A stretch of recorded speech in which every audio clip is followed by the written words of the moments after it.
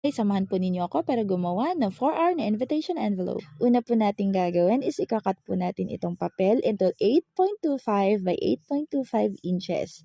Any papers will do po, or kahit anong papel ay pwede po natin gamitin. Pwede rin po tayong gumamit ng gunting kung wala po tayong paper cutter.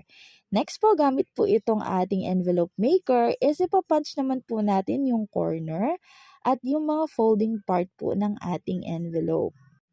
Dito po sa mga pinunch po natin, doon din po tayo maglalagay mamaya ng mga scoring or gabay sa pagfo-fold. So, ayan, after po nating mag-punch, is lalagyan naman po natin ng scoring yung ating invitation envelope. Sabi ko nga po, itong scoring na to is magsisilbi pong gabay sa pagfo-fold po natin mamaya. Ayan, very visible po yung lines ng ating scoring. So, after po nating maglagay ng scoring, is ifo-fold naman po natin ngayon yung ating invitation envelope. Mas mabilis, mas madali